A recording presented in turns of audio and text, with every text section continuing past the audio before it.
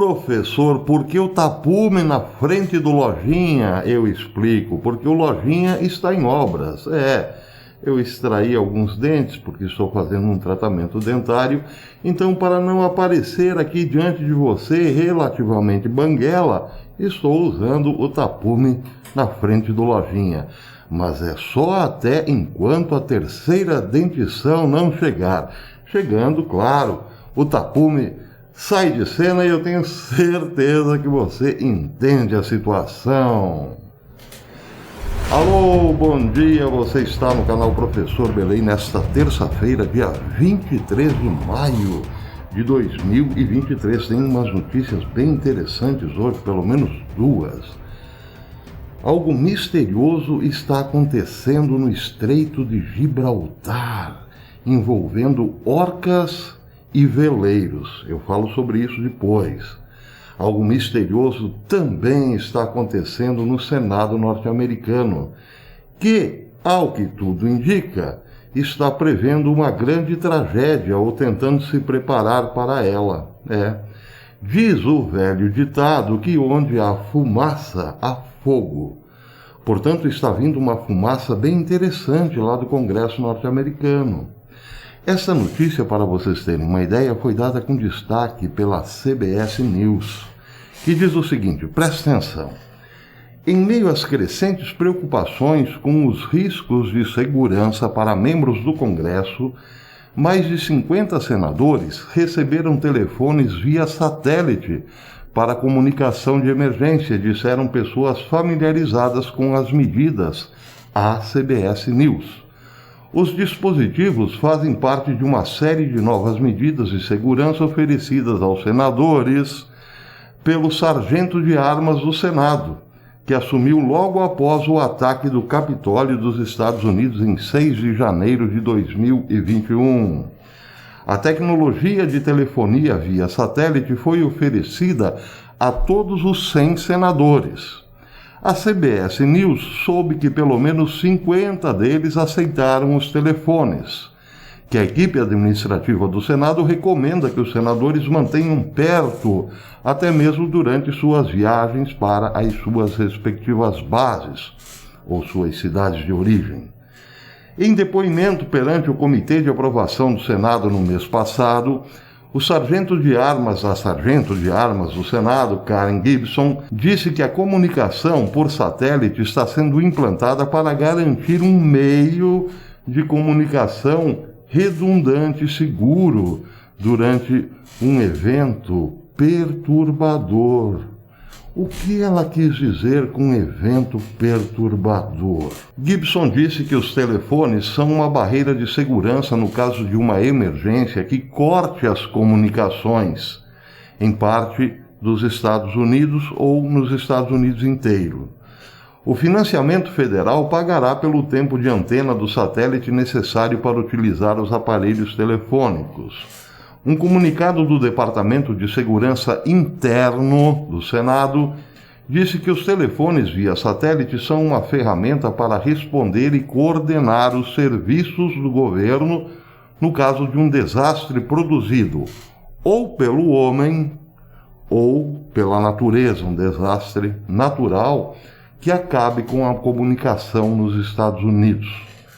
Gibson também abriu um espaço de demonstração de escritório no porão do prédio de escritórios do Senado para oferecer aos senadores e funcionários uma exposição de novas atualizações de segurança do escritório do estado de origem, nos estados de origens dos senadores.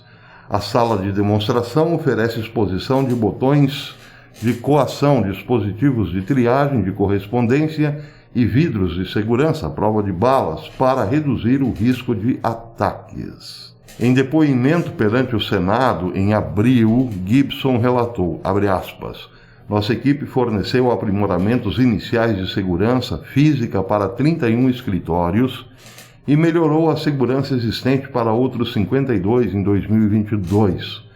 Manter os sistemas de segurança em boas condições de funcionamento é uma prioridade e apoiar esse esforço, nossa equipe já realizou, então, para apoiar esse esforço, realizou mais de 622 chamadas de serviço para manter, reparar ou testar e inspecionar sistemas de segurança física de escritórios estaduais em 2022. Então é isso. Os senadores americanos estão recebendo, uns aceitam, outros não, telefones via satélite e são orientados a levarem esses telefones para suas bases, quando retornam às suas cidades eleitorais de origem. Nos seus comitês foram feitos também obras de segurança, aprimoramento na segurança, nos seus comitês, nas suas cidades de origem. Então a pergunta óbvia é a seguinte: o que os americanos estão, ou o que o governo propriamente está temendo em relação à sua casta política? Ataques terroristas? Ataques de eleitores em suas bases? Depois do que pode vir por aí, ou seja, a quebra do governo, default? Ou então grandes desastres naturais? É bom lembrar que o Popocatépetl no México está prestes a entrar em erupção. O Etna na Itália também e tantos outros. Mas é possível também, como se tem falado muito em ataque nuclear ou ataque à rede elétrica dos Estados Unidos, que esses telefones via satélite já prevêem que o governo possa continuar apesar de um grande ataque à rede elétrica.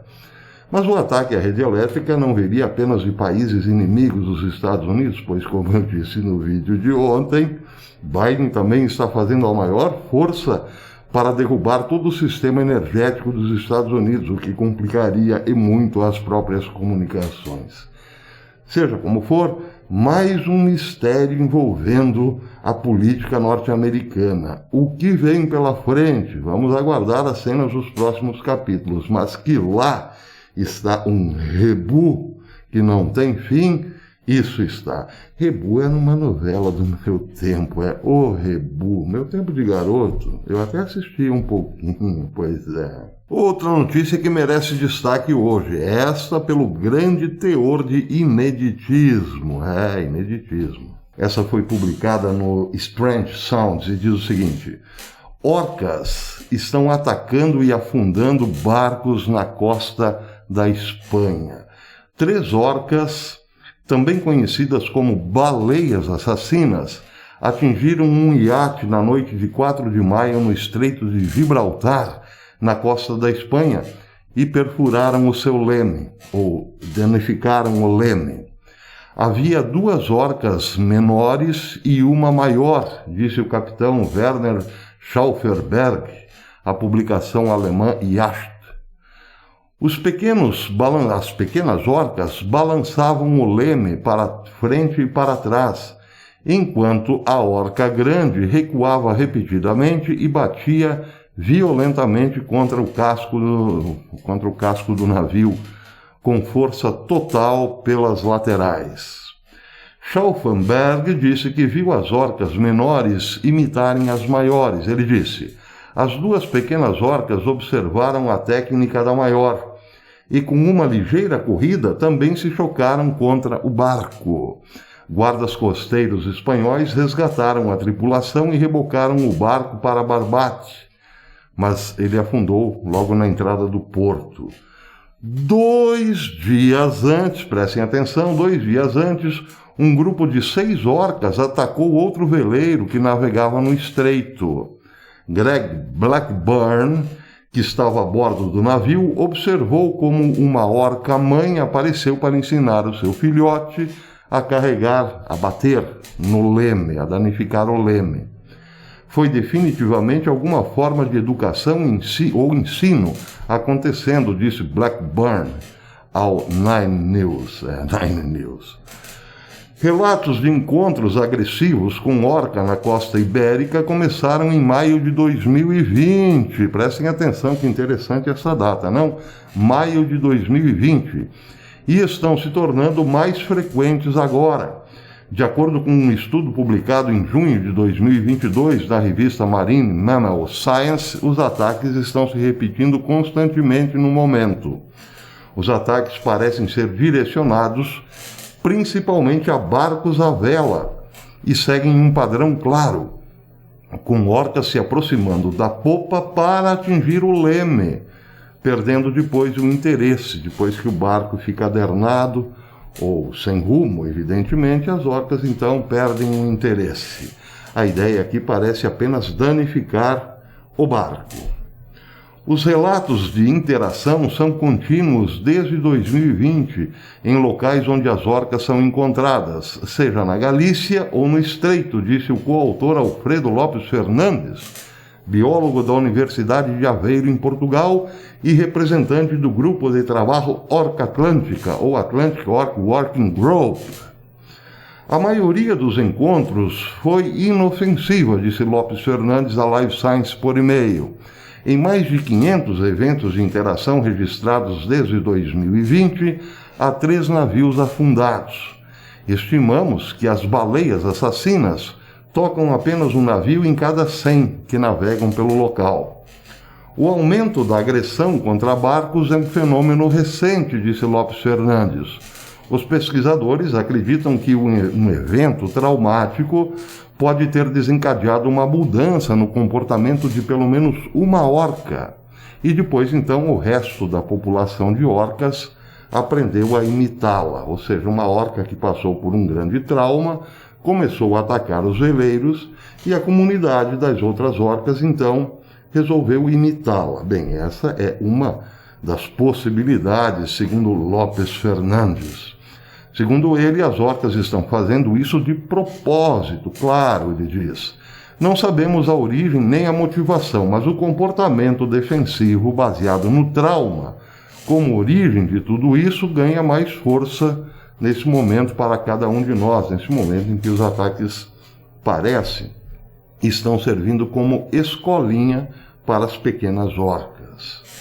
Especialistas suspeitam que uma orca fêmea, que eles chamaram de White Glades, sofreu um momento crítico de agonia, uma colisão com um barco ou armadilha durante a pesca ilegal, que acionou o botão comportamental de todas as orcas, abre aspas. Foi essa orca traumatizada que iniciou esse comportamento de contato físico com o barco, disse Lopes Fernandes. Ele diz também que as orcas são criaturas sociais que podem facilmente aprender e reproduzir comportamentos realizados por outras pessoas, de acordo com um estudo de 2022. Na maioria dos casos relatados, as orcas foram direto para o leme de um barco e o morderam até entortá-lo e quebrá-lo. A matéria termina dizendo que à medida que o número de incidentes aumenta também a preocupação, tanto para os marinheiros quanto para as subpopulações de orcas ibéricas, listadas como criticamente ameaçadas de extinção. O último censo de 2011 registrou apenas 39 orcas ibéricas, segundo o estudo de 2022. Se esta situação continuar ou se intensificar, pode se tornar uma preocupação real para a segurança dos marinheiros e uma questão de conservação para esta subpopulação ameaçada de baleias assassinas, disseram os pesquisadores. Então vejam que interessante, as orcas maiores ensinam as menores a atacarem os lemes dos barcos. Sem o leme, claro, os barcos ficam à deriva. Enquanto isso, as orcas maiores se chocam com violência contra as laterais dos barcos. Pois é, isso parece muito estranho, é inusitado. Os ataques estão aumentando. O que isso quer dizer mesmo? Bem, para mim é só mais um sinal do fim dos tempos, quando toda a natureza parece se revoltar contra o homem. Não porque o homem é, digamos assim, um animal predador. Não, é porque talvez o homem de hoje seja absolutamente estúpido a ponto de colocar tudo abaixo com uma guerra nuclear, por exemplo, não é mesmo? Ou então virar-se totalmente as costas para Deus para embarcar numa alucinante viagem até a sua própria extinção. Mas isso é só opinião minha. Agora, falando em estupidez, vejam que interessante. O conceituado analista econômico David Ramsey participava da Fox & Friends num bate-papo, quando recebeu uma informação de um casal do Texas que havia seguindo o seu conselho de como educar os filhos, estava cobrando o aluguel de sua filha de 19 anos. E Ramsay aproveitou para reafirmar o seu conceito de pais helicópteros. Pai helicóptero é basicamente aquele que mora em cima, mas está toda hora descendo no porão, onde o seu filho de 30 e poucos anos vive, né, sentado no sofá, jogando no computador, para levar uma pizza, uma comidinha, um remedinho e assim por diante. É o chamado pai helicóptero, aquele que sempre desce para atender o seu filho de 30 e poucos anos que mora no porão. Bem, o que aconteceu? Uma enxurrada de críticas. Onde é possível? Como é possível cobrar o aluguel do próprio filho? O filho está lá com 60 anos, morando na casa dos pais, e os pais sequer podem cobrar um aluguelzinho dele, que ocupa o porão, não é mesmo? Pois é. Então, Ramsay acabou dizendo, confirmando a sua teoria de que filhos não são criados para serem bons filhos, e sim bons cidadãos. O fato é que o casal do Texas, que passou a cobrar aluguel de sua filha, criou uma filha para defender-se no mundo. Tanto é que a filha morou poucos meses na casa dos pais e resolveu então criar o seu próprio espaço, partiu para o seu próprio apartamento, sua própria casa. Pois é, só que isso não caiu bem. Os pais não querem saber desse negócio, preferem ser pais helicópteros sustentando os filhos que não estão de forma alguma preparados para o mundo, porque afinal recebem tudo de mão beijada lá no porão, onde continuam os seus joguinhos infinitos, ou melhor, eternos, né, pela eternidade. Esse é o mundo em que vivemos. Os filhos de hoje, apesar de terem 50, 60 anos, realmente não querem sair da adolescência com todo o apoio dos pais. Pois é. Muito bem, então por enquanto é isso. Amanhã eu volto, se Deus quiser, provavelmente ainda com o tapume. Mas espero que lá pelo final da semana, ou segunda-feira mais tardar, já esteja aqui sem este aparato que esconde a vitrine do Lojinha.